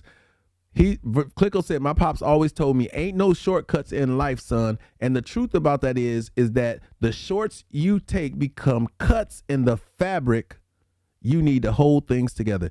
If y'all are not recording this, y'all should be super happy I am. I had someone tell me she looks pregnant and didn't know if she could lose the weight. You have to ask that person, was there a point before that when you looked how you wanted to look? I can't join Scorpio right now. Scorpio wants to go live and do the battling thing, but I can't do that right now. Yeah, you got it, Cheryl. That's one to use right there. I just gave y'all two of them, and one thanks to Clicko, you know what I'm saying, for hooking that one up. He threw the alley-oop, and I dunked that joint. If y'all ain't see it, I just, yoked that joint. Oh. When we learn to work with the willing and allow the rest to be who they are, when will we learn? True story, Dawn. Sometimes we just got to move and believe it so strongly in what we're doing that we understand that the flood will come, other people will come in, which is, gift and a curse at the same time. I like that though, that perspective, Dawn. When will we learn to work with the willing and allow the rest to be who and where they are? And what I do know about traveling, Dawn, is that if you're doing it in such an effective way and people are seeing results, others will come.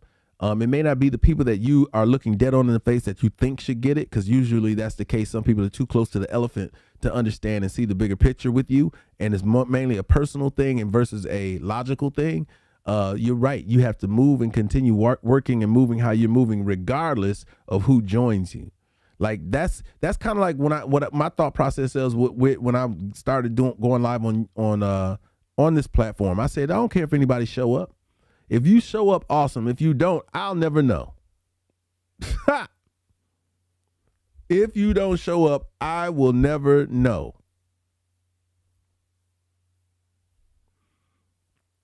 Hey, man, you can throw your college dropout shirt. Don't be trying to twin with me.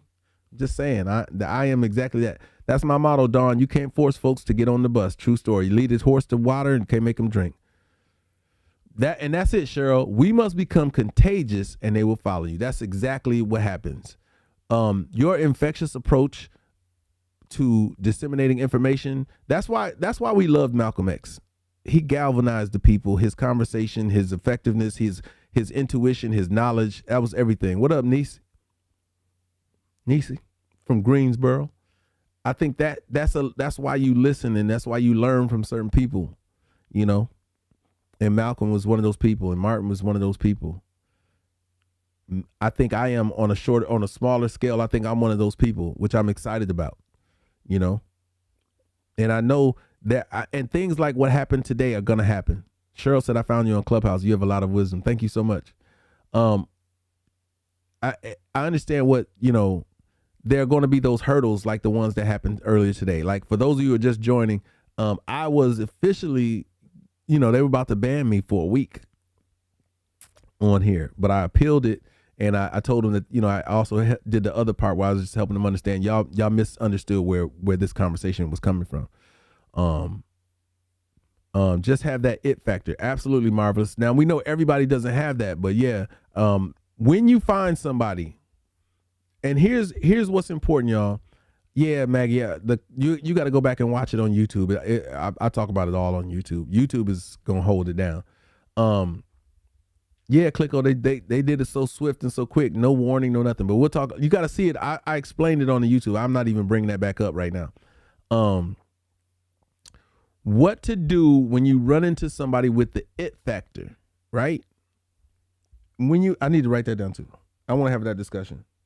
How to rock with someone with the it factor. It's difficult, right? It's difficult for a person to have the it factor. Do you know that? Do you know how hard it is? How the challenge of being dope is that you can't say to people, I need y'all should support me. Y'all should mess with me. I got another account, Sunshine. I don't ever use it. And my intent was never to get, for them to handle me that way. But when you guys run across somebody with the it factor, and you got to find a way to be a part of the solution and the support system.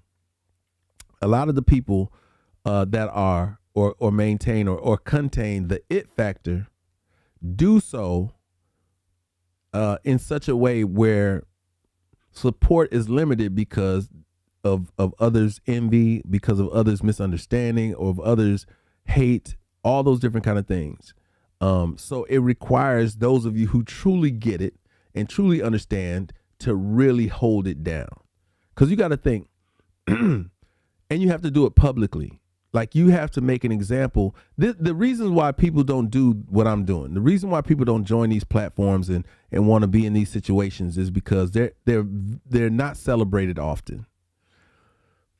We complain about content being, given to us or disseminated to us by people who are whack. What up, Gonzalez?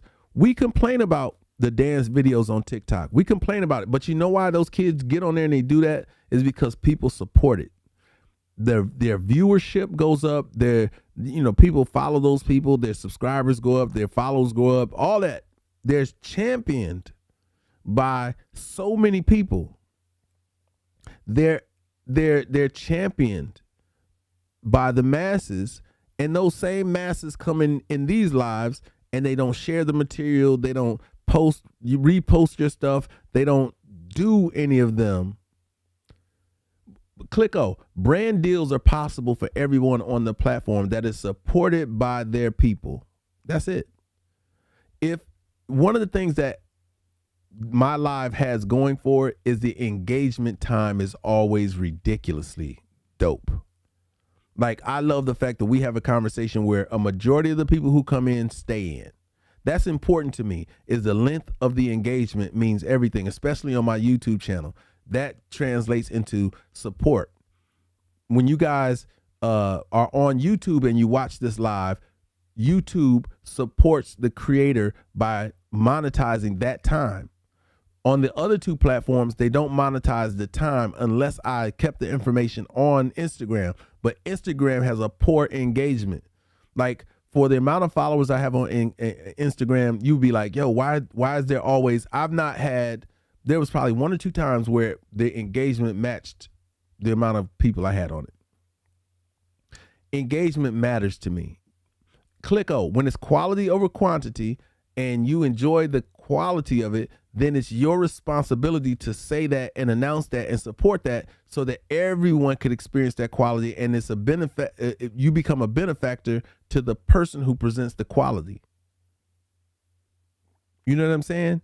That was one of the reasons why I created the book Social Digital Currency, is to show people, listen, here's the tools to use to support the people who are sticking their necks out on the line. You know what I'm saying? Listen, if imagine this. Imagine if TikTok was a source of income for me, right? Like a major source of income. And I disseminate this information and then I get banned for a week. Imagine you not going to your job for a week. How are you going to handle that offset of your economy? Like, I spoke to somebody who said, listen, this is all they do. All they do is get on a TikTok and they battle people. I've been in lives where people are I'm sure I saw a guy on TikTok. He got a ridiculous amount of followers, of course, but they not just the amount of followers he has, but the ones that are active and really supporting him. I swear I saw him make $4,000 one day. Like, just, you know, the way they gifted, you know what I'm saying? I've been on my live and I've only had one person gift me a Galaxy, and that was Jersey, and that was yesterday or Monday. And I was like, that was the most dopest thing that's ever happened on this live in that regards. Now, mind you, y'all have really been a blessing all the way, from the likes to the shares to the gifting. And then there are those who have gone above and beyond with their cash apps. Like I can't front. There are people who really value that aspect of it, but that's one level of support. You know what I mean? There's a social element. There's a financial investment for time and equity. That's an investment. And then there's the extending of that in sharing. And all this stuff is outlined in my book, but it helps you understand that sharing is one of the greatest qualities that you could ever have. Is saying it's the greatest sign of respect. It's the greatest compliment you can give any creator, saying, hey, I appreciate what you do so much. I wanted my friends to know. You know what I mean? You're such a good person. I want my family to meet you. That's huge. You know what I'm saying? And those are the things that you have to do and start implementing. If you in fact find somebody that you think has the it factor, or somebody who you think is truly beneficial to the community out here, then man, we got to do some work. You know what I'm saying? I can't do this alone. And I can tell people, what I realized in the music industry is this: I can't tell people how dope I am. That just don't work. And anytime y'all heard people say it, y'all frown up and y'all look at them like they're crazy. I should be able to say I'm one of the dopest cats in the game. I should be able to say that. But I can't, because it comes off the wrong way. So who can say that for me and it not come off the wrong way to any and everybody that they communicated with? You all can. So that's where the inferences come in on sharing these lives. That's where it comes in when speaking highly and sharing my contact information and ways to stay engaged. Y'all can do that, and nobody's gonna say it's crazy. I can't do that because they're gonna be like, he arrogant. He feel like that. You know what I'm saying? Even though my confidence, you know, I never let my confidence become conceit. I always let my confidence lead the way, so y'all know that I have a backbone. I'm strong in my convictions, and I'm steadfast in my, you know, the way that I move, because y'all need that to be able to say it like with confidence. Like, yo, y'all got to tune into my man's live. He, you know, sometimes, man, he funny. You know what I'm saying? He's witty, he's engaging, but he's logical, and he thinks, and he shares this information freely at risk. And if we put all that stuff together, you know what I'm saying, your support is like my hazard insurance. Like, you guys should be following me on all these networks just in case something happens. That's the hazard insurance that I should be comfortable knowing that I have. And that's the other reason. What is it, the thing when they do these battling things? I don't battle because I don't have that kind of insurance. You know what I'm saying? I don't have what they call snipers and all this other stuff that they talk about when they do that. And I'd be like, yo, I'm not finna embarrass myself. I did it a couple times. I got on there and I battled, and it was crazy. To Trini's point, Dawn, I totally agree with that mindset and perspective of how it's perceived. There is very seldom times that you'll be able to big up yourself. Like an old girl said, you shouldn't have to toot your own horn, Marcus. That's the mentality I have, is I shouldn't have to toot my own horn when I'm amongst people who who can do that. You know what I'm saying? It's not down in the shine, and it's not downing it, but it's also saying that, hey, your shine is going to be what it is regardless, right? But in places and spaces where it needs to be exalted, I can't do that because it comes off arrogant. My audience and the people who are enjoying my content, those people who are benefiting from the content, should be the ones doing it. And the fact that it happens more for pop culture than it does for educational purposes. Like we quick to do this. We quick to share somebody's, talent, you know what I'm saying? A singer, a dancer, or something like that. We quick to do that. Do we learn from any of those things? Nope. We just enjoy the good time. And I'm not admonishing anybody that I'm guilty of it as well. But I also share that content and I tell people, hey, follow this dude. He has a unique perspective and it's interesting to hear some of his thoughts. I think y'all would enjoy it. You know what I mean? No, you absolutely can't. Like, it's not even from that perspective. Like I know that people that are close to you have the greatest insecurities when they don't share your work or your content or big up you in spaces and places that you're not in. People that I tell you, I do be feeling some kind of way because I know people know how dope I am, but I can tell you that they never talk about that. And matter of fact, it's be closed-minded and closed mouths. And I say, you know what? Okay, cool. Then that means I got to go harder. Because in the absence of the friends and family that I believe that I have that should be shouting me out, that should be telling everybody about me, you know what I'm going to do? I'm going to be so dope that other people going to do it. I'm going to be so dope at what I want to do and what I want to excel at that they will be those people who will champion what I got going on. Anyway, just a side note, you know what I'm saying? We got into a couple different things, you know what I'm saying? We bit into a couple different topics and a couple different conversations, but I got some things in store that I'm trying to, put together. I'm glad they gave me this opportunity to get back on live and to, I guess, behave correctly. That way I can announce on Friday what the details are for winning those sunglasses or whatnot. And I might throw in some other perks. I know some people ask for a Zoom call, a one-on-one Zoom call. So I'm gonna offer maybe 2 of those, one for an hour, one for a half hour, and maybe a 15-minute one to give away three different gifts. I don't know. So I'm gonna think about that, and I'm gonna have it all ready for you guys on Friday. Ways to join and get that's what's up.